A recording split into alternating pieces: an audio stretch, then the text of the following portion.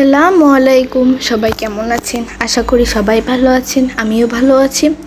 তো আজকে আমাদের স্কুলে আমাদের ক্লাসের একটি আর্থিক সঞ্চয়ের পিকনিক, মানে আমরা সবাই মিলে কিছু টাকা সঞ্চয় করব, ওই টাকা দিয়ে একটা পিকনিক করব।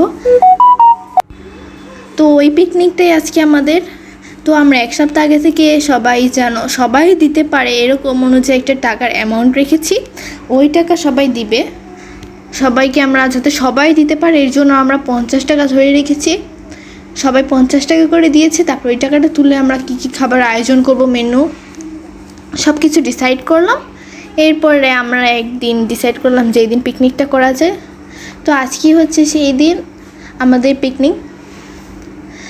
পিকনিকটা একটু ছোটোখাটো অনুষ্ঠানের মাধ্যমেই করেছি। আমাদের স্কুলে সব টিচারদের এবং হেড স্যার, সহকারী প্রধান হেড স্যার সবাইকে দাওয়াত দিয়েছিলাম। হেড স্যার এসেছিল, পরে উনি চলে গিয়েছেন কারণ ওনার আজকে কাজ ছিল। সহকারী প্রধান শিক্ষকও চলে গিয়েছেন, শুধু সহকারী শিক্ষক আর আমাদের ক্লাস টিচার আছে। আমাদের অনুষ্ঠান অনেক ভালোভাবেই করেছিলাম। আর অনুষ্ঠানটা উপস্থাপনা করেছে আমি, জেসিকা আর লাইবা। অনুষ্ঠানে আমরা গান, কবিতা, গজল, নাটক এগুলো রেখেছিলাম। নাচও ছিল, নাচটা আর কি বাতিল দিয়েছিলাম। তো এখন আমাদের অনুষ্ঠান চলছে। প্রথমেই গিয়েছে আমাদের ইরা, এরপরে গিয়েছে মমতা, আর এই যে লাইবা হোক।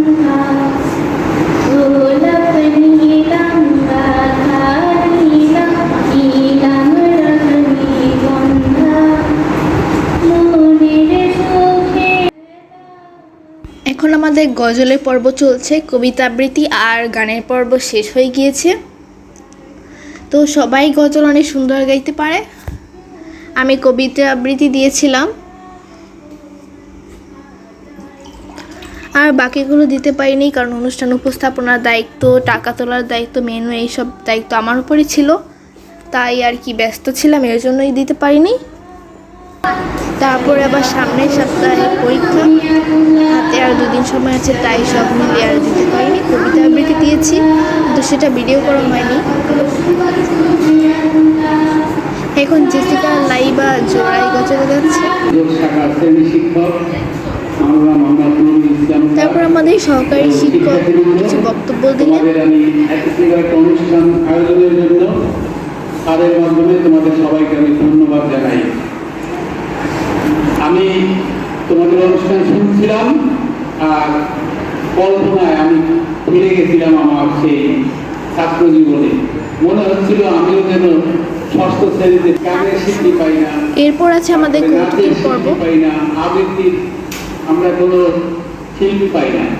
তোমরা এইভাবে আমি টানা 1 ঘন্টা 40 মিনিট দাঁড়াইছিলাম, তাই আমার পাটা অনেক ব্যথা করতেছিল। অসংখ্য ধন্যবাদ স্যারকে এত সুন্দর সুন্দর কবিতা বলার জন্য এবং বক্তব্য রাখার জন্য। এখন আমরা আরো কয়েকটি কৌতুক শুনবো। আরো যারা এরা আমাদেরকে একটি কৌতুক শোনাবে। এখন আমরা কিছু কৌতুক শুনবো।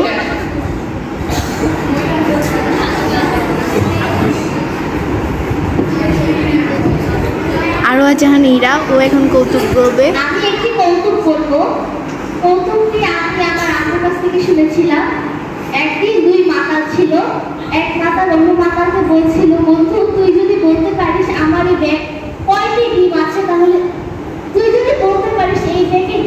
তাহলে তোকে অনেকগুলো দিয়ে দেবো। বন্ধু বললো, না রে বন্ধু, আমি বলতে পারবো না এই ব্যাগে কি আছে।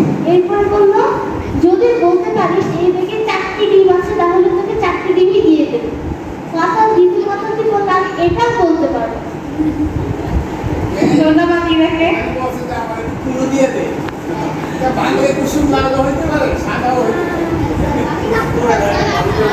মানে ওর গল্পটা চমৎকার। বোকা 2 বোকা 1 বোকা ডিম নিয়ে আসে। ওর কৌতুকটাই স্যার একটু অন্যভাবে বলছে। এই তোর মাথায় কি? তো ও বলতেছে যে আমার মাথায় কি, তুই কইতে পারিস তোদের হেঁটে আমি 2টা ডিম দিয়ে দিব। আসলে ডিম নিয়ে আসতেছিল। তখন বলছে যে না রে, কইতে পারবো না তোর মাথায় কি। তা তুই একটু আমার কুলু দিয়ে দে, কুলু। শোন, আমার মাথায় যা আছে সেইটা বাঁধলে কুসুম সাদাও হইতে পারে, লাল হইতে পারে, হলুদ হইতে পারে। তখন মাথা চুলকাইল, বুঝতে পারছি তোমার ঢাকার মধ্যে আছে লেম্বু, লেম্বু না ডিম, ডিম তো ইসিলে একটা করতে ভাবছিলাম। ধন্যবাদ। ধন্যবাদ এত সুন্দর কৌতুক বলার জন্য। সঙ্গে ইরাকে অনেক ধন্যবাদ। এখন আমরা আরেকটি কৌতুক শুনবো। পিঙ্কি, পিঙ্কি স্টেজে চলে আসো। এখন পিঙ্কি একটি কৌতুক শোনাবে।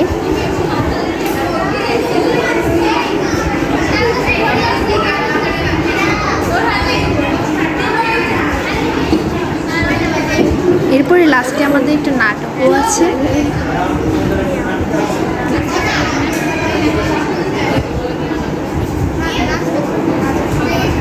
আমি একটি কৌতুক বলবো, সেটি হচ্ছে 3 মাতালের গল্প। তখন 3 মাতাল বন্ধু মদ খেয়ে বাসায় ফিরছিল। তখন সামনে একটি বড় বাসা দেখতে পেল। 3 বন্ধু বলল, চলো এই বাসা আমরা এখান থেকে সরিয়ে আমাদের বাসায় নিয়ে যাবো, এখানে থাকবো। 3 বন্ধু রাত থেকে শুরু করলো, কিন্তু কোনো বন্ধুই সরাতে পারছে না। সব বন্ধু বললো, বন্ধু মনে হয় অনেকটা সরেছে, চল এবার যাই। যে দেখে যেখানে জায়গা ছিল সেখানে এনেছে। এবার বাসার মালিক এসে বলল, তোমরা আমার বাসা ঠেলাঠেলি করছো কেন? তোমাদের আমি পুলিশে দিব। মাতাল বলল, না না না, এটা তো আমাদেরই বাসা, আমরা এটা পরিষ্কার করছি। কিন্তু দেখা গেল মাতাল 3 বন্ধুর কোনো জামা কাপড়ই ছিল না। 3 বন্ধু তখন কি করবে, কোনো ভেবে না পেরে তাদের মান সম্মানও বাঁচাতে পারল। 3 বন্ধুকে ধরে যখন অনেক মানুষ ছিল, তখন দেখতে পেল পাশে তাদের জামা কাপড়ের সাথে অনেকগুলো মদের বোতল। তখন 3 বন্ধু কি করবে, জামা কাপড় ছাড়া মান সম্মানও হারালো এবং নিচে যত কিছু ছিল সবও হারালো। ধন্যবাদ পিঙ্কিকে।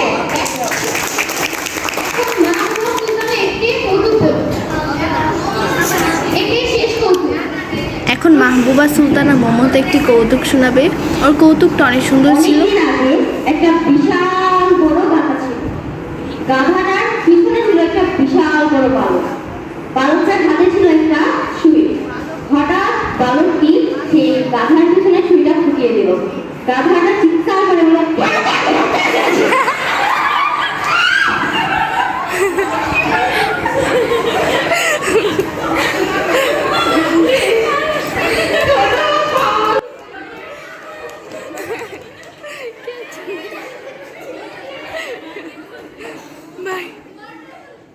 অনুষ্ঠানের এই পর্যায়ে আমরা একটি দৈন্য নাটক দেখতে চলেছি।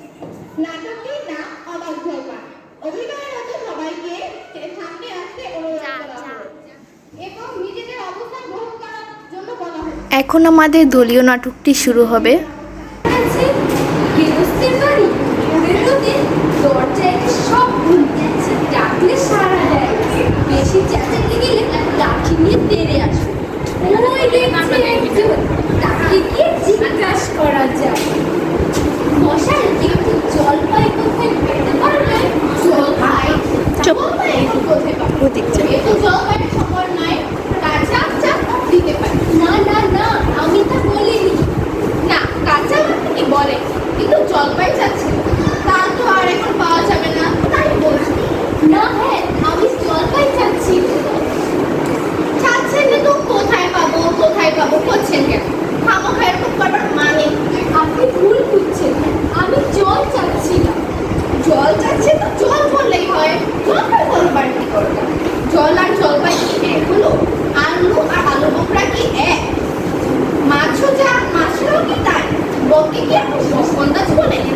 চাল কিনতে গিয়ে কি চাল তার খোঁজ করে? হাট হয়েছে মশাই, আপনার সঙ্গে কথা বলাই আমার রচনা। অন্যায় তো হয়েছে, দেখেছে ধরে নিয়ে যাচ্ছি, তবে জল চলছেন কেন? ছুটি থেকে কি জল থাকে? লোকের সঙ্গে কথা বলতে গেলে একটু বুঝে শুনে বসে। ব্যাগটা সরা। আগে তর্ক নয়, আমি জল চাচ্ছি। তা উনি সে কথা কানেই নেন না, কেবলই 7 পাঁচ গল্প করতে লেগেছে। তাই বলতে গেল তো রেগে মেগে তুমিও আর লোকের সময় লোক থাকে, কত কথা জানি বা কেন বলতেই পারে যে দাদা আছে চাকরি করে,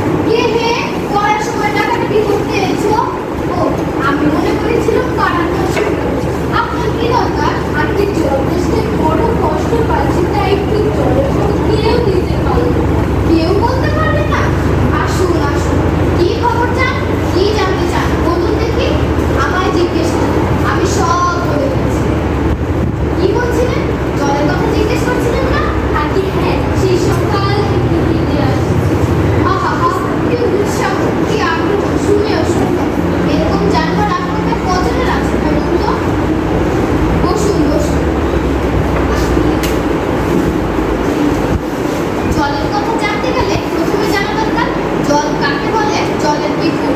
আপনি একটু খাবার জল যদি আসছে আসছে ব্যস্ত হবে না, একে একে সব কথা আসবে।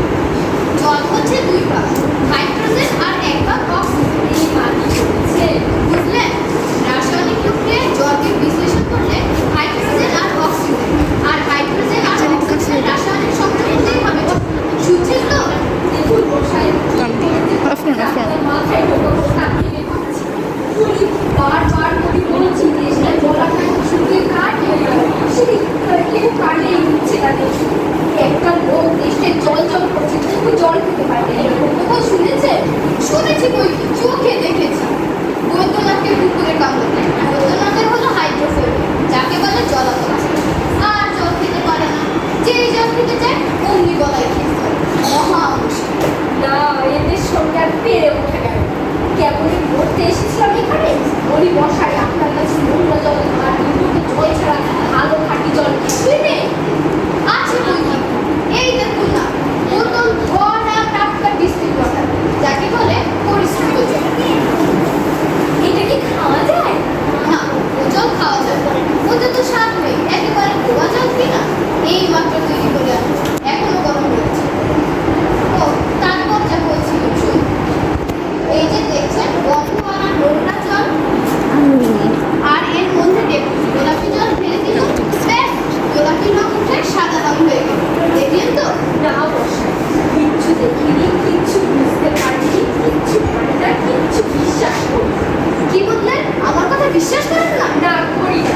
আমি যা চাই না যতক্ষণ পর্যন্ত দেখাতে না পারবো ততক্ষণ কিচ্ছু বিশ্বাস করি না। কবে কোনটা দেখতে চান একবার বলুন দেখি, আমি যদি আঙুল দিয়ে দেখিয়ে দিচ্ছি। তাহলে দেখা দেখি খাঁটি সাদা চমৎকার এক গ্লাস খাবার জল দেখা দেখি, যাতে গন্ধ নেই, পোকা নেই, কলেরা নেই, ময়লা টয়লা কিচ্ছু নেই। তা নিয়ে পরীক্ষা করে দেখা দেখি খুব বড় এক গ্লাস লক্ষ্মী জল। এক্ষুনি দেখিয়ে দিচ্ছি।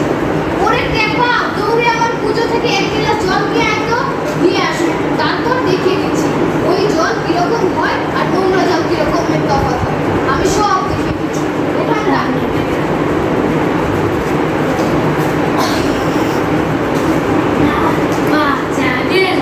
এটা কিরকম হলো মশাই? তারাই বলতে পরীক্ষা হলো এক্সপেরিমেন্ট। এবার আপনি নোংরা জলটা একবার খেয়ে দেখান তো কি হয়।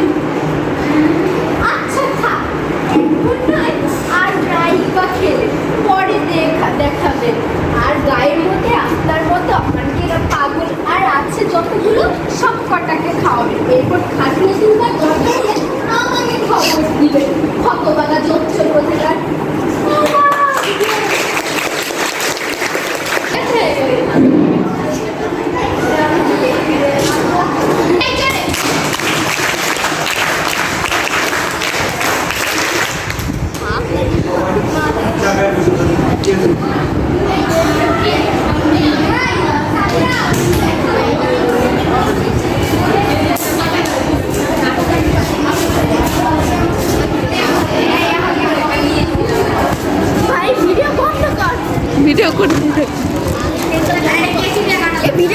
তো আজকের ভিডিও এ পর্যন্তই ছিল। ভিডিওটা ভালো লাগলে চ্যানেলটা সাবস্ক্রাইব করবেন, লাইক কমেন্ট শেয়ার করবেন। আসসালামু আলাইকুম।